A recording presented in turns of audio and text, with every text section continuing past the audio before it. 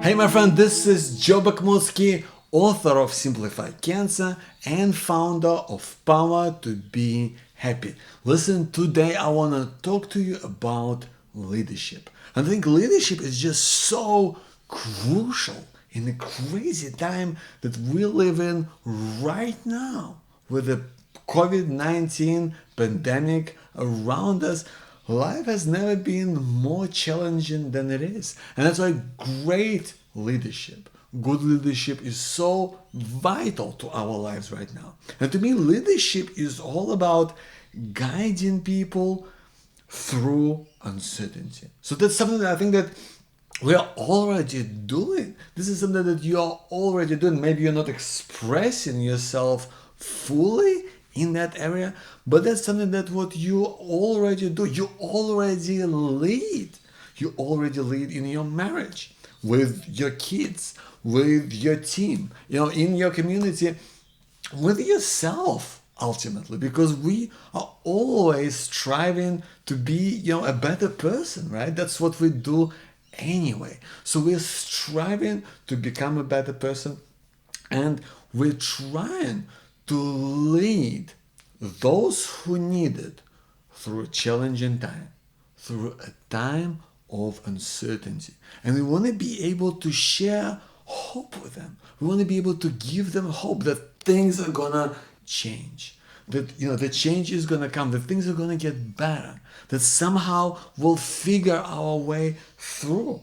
And to know that you have a vision of what that looks like, of how that can happen as well.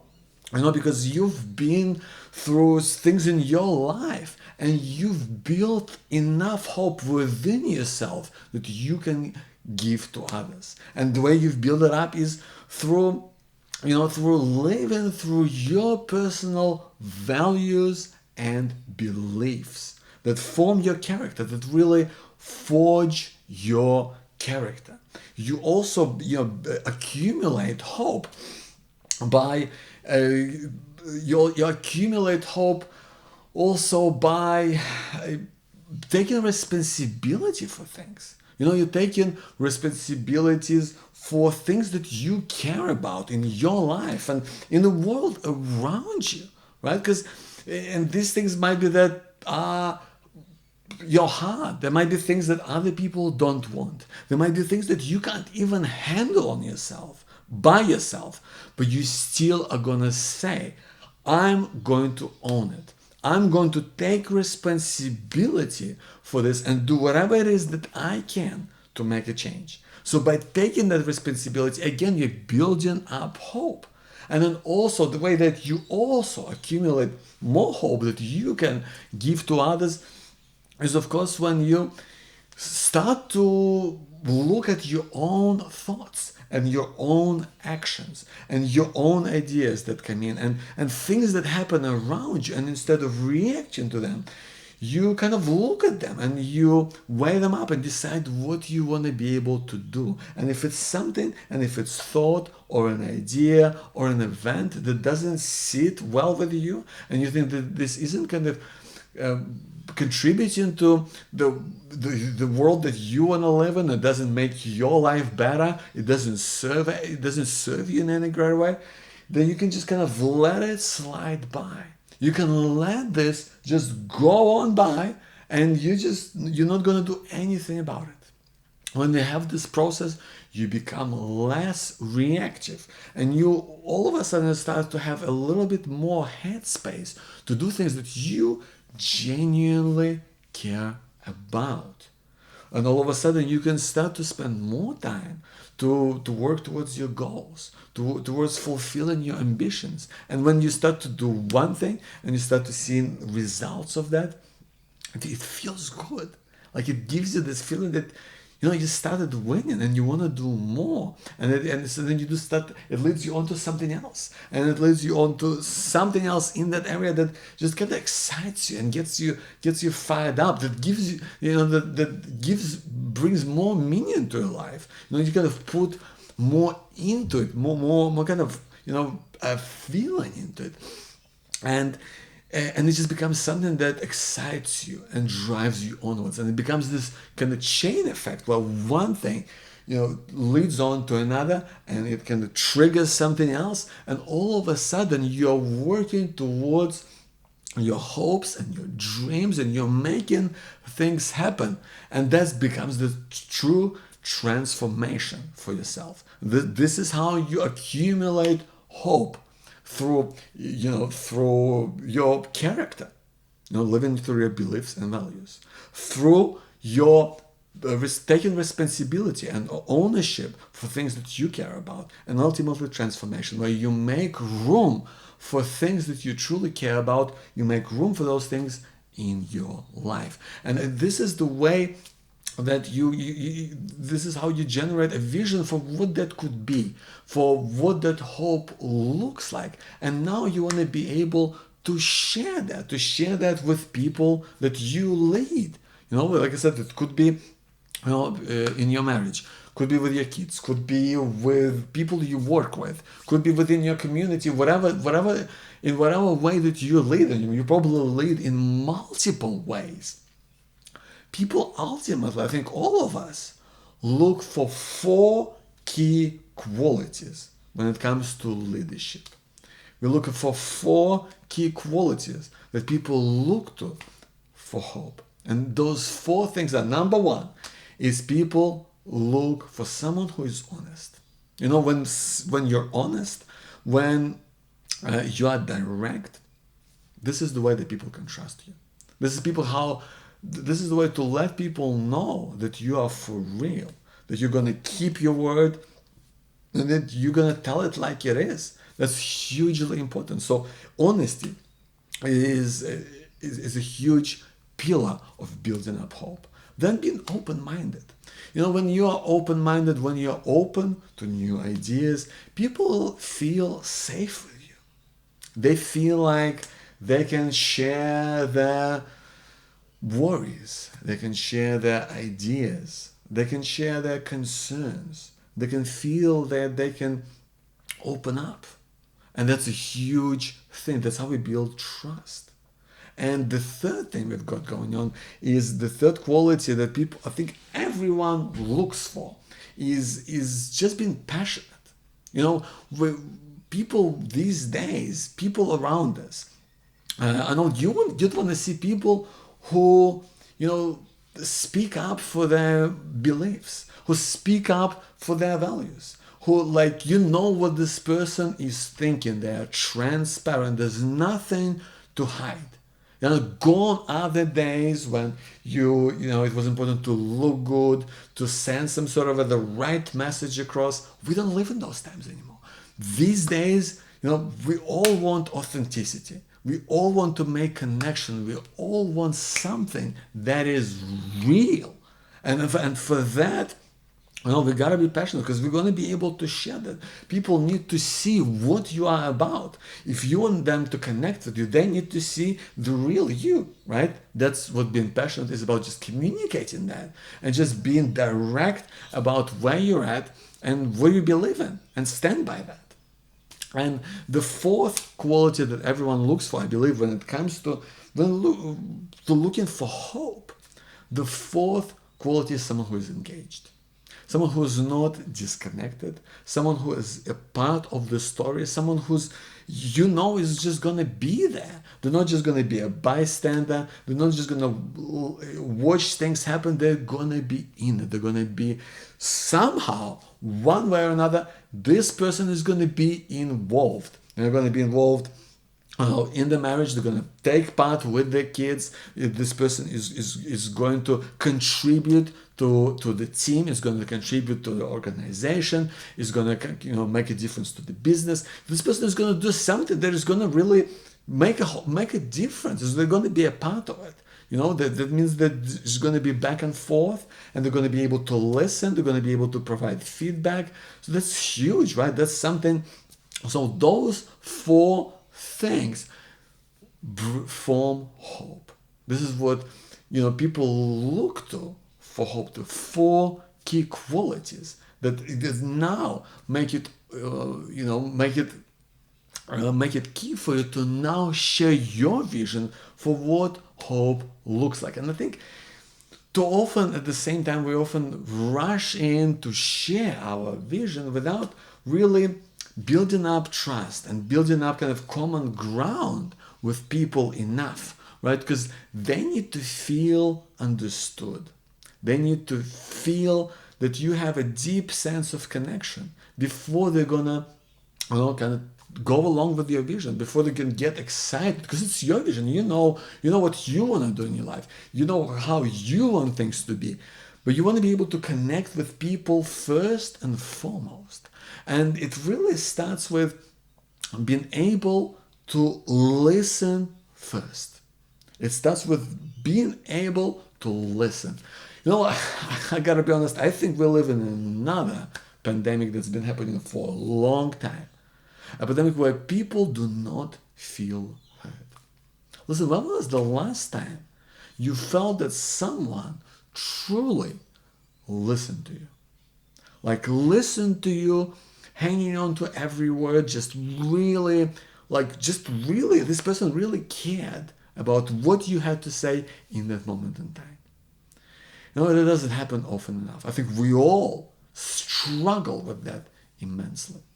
Because we all get busy, right? Everyone's busy. There's so many things going on that we forget to listen sometimes on every level in life. And that's what people want most of all. We want to be heard.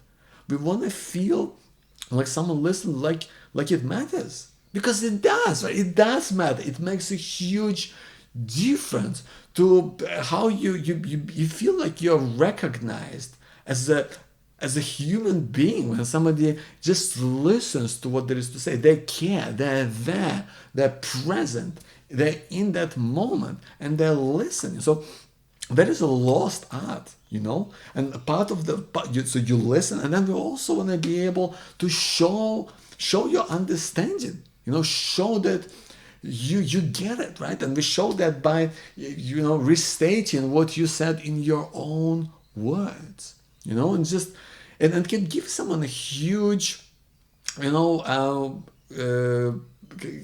of a moment for them, because you all of a sudden able to bring in your perspective, right? When you can restate the situation in your own words. Like, for example, if someone's been telling you about a particular stressful time in your life, you could say, wow, that's so crazy. I didn't realize that you went through all of this time completely on your own. And this person might think, well, that's right, I did go on through this on my own. Maybe it's just might give them a different perspective.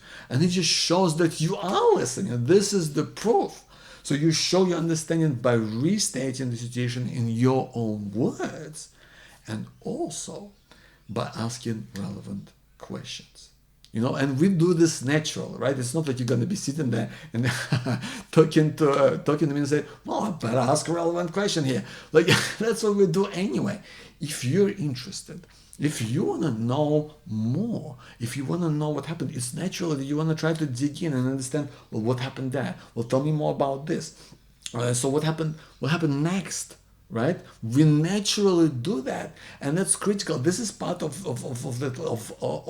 being able to connect with the person, is that you show that you care, right? This is like proof that you care. It's not enough to say that. We're actually showing that by showing your understanding.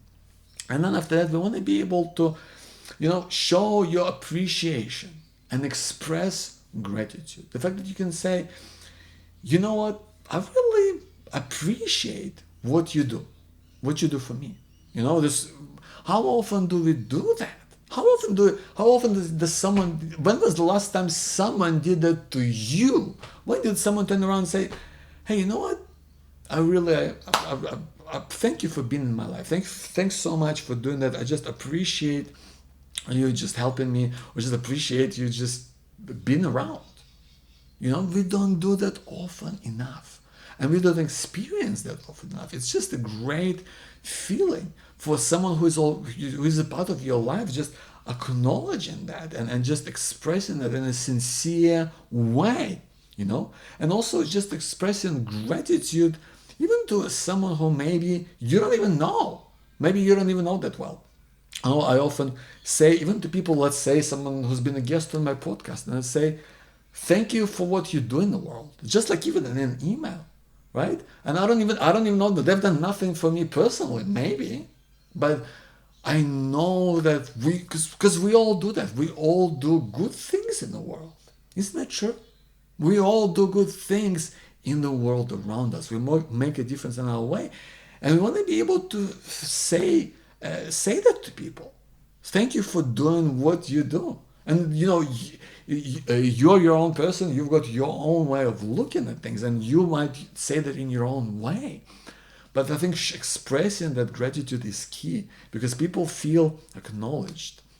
People feel respected. They feel like someone really appreciates them on a deep personal level. And from then on, we also want to be able to offer encouragement, to say, keep going. The change is going to come. That people, even if they know what they're good at, we often need encouragement to keep going. We need to be acknowledged. We need to say that, yeah, you're on the right track, that good things are gonna come. We want to be able to point towards the positive things because that's how it makes people feel. That's what we all need. I mean, how does it feel when somebody just points out your faults? When they're saying this is wrong and that's wrong. I know these marriages don't work, these friendships don't work, these relationships with kids don't work. When we point out faults, these things never work. We wanna point out the virtues. We want to be able to point out the good things. And when you've done all those things, when you listen, when you show your understanding, when you express your appreciation and gratitude, and when you give encouragement, at that place, people are there. They want to listen to you. They want to, they want to hear about your vision of and how that connects ultimately to them, how it speaks to their challenges, how it speaks to their problems, how it can help them, through uncertainty, how it can help them to kind of figure out and stay on track. It's kind of the feeling that you get when, for example, you feel when you're lost. Well, like you're lost in a city, and when it's a feeling that you get when someone, when you ask someone for directions and they show you where to go, and they're kind and they're friendly, and it gives you the sense of warmth that you finally, have this something has changed and someone's pointed you in the right way. And this is what we're going for. This is what guidance is. This is what good leaders do. They don't tell people what to do. They tell people how much they appreciate what they do. They guide them towards where they themselves need to go, towards where the person needs to go. That's what gives them hope. A good leader, I believe, does not ever talk down to people. It brings people up. A good leader never talks down to people. He or she brings people up. A good leader never doesn't take attention, but instead brings hope and gives and shines a light on the people who, live their life and who are looking for guidance through uncertainty. So if there is one positive change that you could do in your life that no one would notice, in the lives of other people, in your community, in your organization, with your friend, with your partner, if you could make a positive change that no one would notice, what would it be? Because I think that's a real key. That's something that can really bring it together. And also, if you had a magic wand, this is another question I want to ask of you. If you had a magic wand and you could only change one thing without changing the past, what would it be? I think that's what true leaders do.